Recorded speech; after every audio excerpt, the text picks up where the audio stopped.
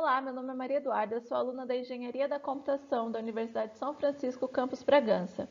Hoje, eu e meu grupo, composto por Alisson, João Gabriel e Luiz Gustavo, vamos estar apresentando um projeto de compensador de avanço e atraso de fase da matéria de Sistemas de Controle, orientados pelo professor Luiz Carlos de Freitas Júnior. Todo sistema de controle tem suas peculiaridades e suas características, tendo também sua função de transferência. A gente usa o compensador de avanço ou atraso de fase para poder alterar a resposta de saída de um sistema e dessa forma deixar ele mais estável possível. Nossa principal base teórica foi o NICE sétima edição. Junto a eles utilizamos os tópicos apresentados em aulas e algumas videoaulas que pegamos no YouTube. Para o desenvolvimento do projeto, utilizamos o método de LGR, Local Geométrico das Raízes. Para a visualização dos gráficos e realização dos cálculos, utilizamos o Octave. Olá, meu nome é João Gabriel. Vou apresentar a parte inicial do desenvolvimento do projeto e o exercício utilizado. Utilizamos o exercício 21 da página 425 da nossa bibliografia virtual, o livro NICE. E na letra A, ele traz os requisitos do projeto, que seria o tempo de acomodação 2,86 segundos, a ultrapassagem percentual de 4,32% e um fator de melhora de duas vezes do regime permanente em relação ao sistema sem compensação. Iniciamos o cálculo do CSI para atender o requisito de ultrapassagem percentual de 4,32%.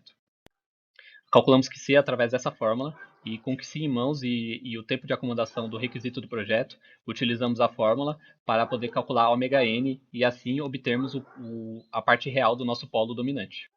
Com CSI e ômega-n em mãos, utilizamos essa relação para calcular a parte imaginária do nosso polo dominante. Aplicamos Pitágoras na fórmula e obtivemos o valor de ômega d. E assim o nosso polo dominante aqui embaixo. Com o polo dominante em mãos, iniciamos assim a utilização do Octave para fazer a análise do nosso projeto. E inicialmente verificamos o LGR do sistema sem compensação e traçamos também a reta θ, que seria correspondente ao psi do nosso sistema, para atender o requisito de overshoot. Plotamos então o polo dominante no gráfico para podermos visualizar para onde o LGR precisa se deslocar com a aplicação do compensador de avanço. Para a questão do comparativo do sistema sem compensação, retiramos o valor de K do LGR que intercepta com a reta θ que corresponde ao overshoot do sistema. Com o valor de K em mãos, fechamos a malha do sistema sem compensação e armazenamos em T1 para a questão de análise mais para frente. Verificamos que somente com o ajuste de K é possível atingir um dos requisitos do projeto, que seria o overshoot do sistema. Para dar seguimento no desenvolvimento do compensador de avanço, precisamos definir onde vai ficar o zero do compensador. E para isso, testamos em 3 lugares diferentes: no menos 1,398, no menos 3 e, por fim, no menos 1. E o que melhor deu resposta para a gente foi no menos 1. Definido então o zero do compensador em menos 1, vemos que coincide com um dos polos do sistema original. Fazemos então os cálculos dos ângulos, subtraímos os ângulos dos polos e somamos os ângulos dos zeros. Depois fazemos o cálculo e descobrimos a contribuição angular. Com isso, então, conseguimos calcular o polo do compensador de avanço. Com o polo e o zero do compensador, conseguimos montar então a equação do compensador de avanço. Chamamos aqui de GCA. Alimentamos então o Octave com a equação. Fazemos o R-locus de G com o compensador de avanço aplicado e conseguimos visualizar aqui que o lugar geométrico das raízes ele passa pelo polo dominante, atendendo então o requisito do projeto. Precisamos então localizar o valor de K desse ponto aqui. Usamos o R-locus X para poder visualizar o valor de K, que deu 86,62. Aplicamos então, fechamos a malha com o compensador de avanço e o valor de K, e chamamos aqui de T2 no caso, e aí conseguimos agora fazer uma comparação para uma entrada degrau. Fazendo uma análise do comparativo dos dois sistemas para uma entrada degrau, a reta azul aqui seria T1, que é o sistema sem compensação, e a reta laranja é o T2, o sistema com compensador de avanço aplicado. Vemos que houve uma melhora no tempo de acomodação e o overshoot está dentro do parâmetro. Fazendo uma análise individual de T2 aqui nessa imagem, podemos visualizar que o tempo de acomodação chega próximo a 2,85, que está bem próximo do requisito, que é 2,86, atendendo assim aos requisitos do regime transitório do projeto.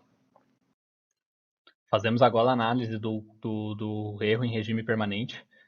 Por ser um sistema do tipo 1, a análise do erro é em cima da constante KV. Verificando o fator de melhora que obtivemos após a aplicação do compensador de avanço, e verificamos que o compensador de avanço teve uma melhora no erro em 3,57 vezes. E isso está bem acima do parâmetro do projeto, que seria 2 vezes. Não necessitaríamos estar dando andamento agora, só o compensador de avanço atenderia todos os requisitos dos projetos, mas para podermos atender ao exercício e aplicar o compensador de atraso, resolvemos mudar o parâmetro do projeto para melhora em um fator 4, para assim conseguirmos dar seguimento e projetar o compensador de atraso de fase. Olá, me chamo Alisson Lucial. Para corrigir o erro de acordo com os requisitos do nosso projeto, aplicamos o compensador de atraso de fase. Mediante os resultados dos cálculos, não foi o suficiente. Então, refazemos os cálculos para melhorar a falta para atender um novo requisito. Através dos resultados dos cálculos obtidos, escolhemos o compensador mais próximo da origem para não haver alteração significativa do regime transitório para o polo do compensador de atraso, ficando então com a função GAT. Alimentando o sistema para ver se não houve alteração do LGR com a inclusão do compensador de atraso, obtivemos resultados através dos gráficos. Com o resultado gerado, aproximando o polo dominante para ver se houve deslocamento, obtendo assim o resultado do valor de KAT. Com os resultados esperados e o fechamento de malha, observe-se na figura ao lado direito que a linha azul é o sistema sem compensador, e a linha laranja com compensador de avanço, e a linha amarela com compensador de avanço de atraso, com o melhor resultado. Com o resultado do gráfico obtido, assim calculamos a diferença final de T1 sistema sem compensador e T3 sistema com compensador de avanço e atraso, calculando assim se T3 está na posição esperada. Vemos então que o resultado obtido corresponde à posição da resposta da reta T3, concluindo assim que o compensador de avanço de atraso de fase atende todos os requisitos. Essa é a gravação da simulação do projeto. Nessa primeira figura, a gente plotou o LGR do sistema sem compensação, plotamos o ponto do polo dominante, que seria o ponto que o LGR teria que estar passando para poder atender os requisitos do projeto.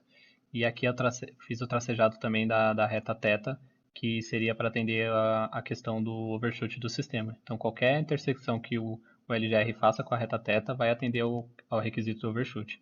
Mas temos que passar exatamente pelo polo dominante encontrado para atender tanto ao tempo de acomodação quanto ao overshoot do sistema. Então, aqui já é o compensador de avanço aplicado. Se verificarmos, o LGR a gente conseguiu fazer com que o LGR se deslocasse e passasse pelo polo dominante. Então, já atendeu aí os requisitos do sistema. Aí aplicamos uma entrada degrau tanto para o sistema sem compensação quanto para o sistema com compensação, com compensador de avanço. E vemos aqui, passando o mouse por cima mais ou menos, que o tempo de acomodação está mais ou menos em 2,80 e pouco. E o overshoot do sistema está limitado em 4,32, mais ou menos. E isso atende já aos requisitos de regime transitório do sistema. Passando aqui pela figura 4, já é o compensador de atraso aplicado. Nós podemos visualizar que não teve alteração no LGR, o LGR continua passando no ponto dominante. E aqui seria a resposta para uma entrada rampa das 3 equações. T1 sendo o sistema sem compensação, T2 o sistema com compensador de avanço apenas, e T3 o sistema com compensador de avanço e atraso aplicado. Se verificarmos a melhora do erro, podemos passar o mouse em cima e verificar que houve um ajuste do erro para exatamente 4 vezes, que seria o fator do projeto, fator do requisito do projeto para melhora do erro. Chegamos à conclusão que tanto o compensador de avanço e atraso de fase mexem na resposta, tanto do regime transitório quanto no regime permanente. Porém, com o compensador de avanço é possível ajustar parâmetros com o tempo de acomodação e de overshoot de forma mais precisa, tendo alteração na resposta de regime permanente, onde essas alterações é consequência, sem a possibilidade de ajustar as características do regime permanente sem impactar diretamente na melhoria obtida do regime transitório. Nesse caso, utilizamos o compensador de atraso, onde podemos ajustar a resposta em regime permanente, escolhendo sabiamente o zero e o polo compensador, sem influenciar muito na resposta de regime transitório. Conclusão essa que podemos observar no decorrer do desenvolvimento do projeto. Obrigado.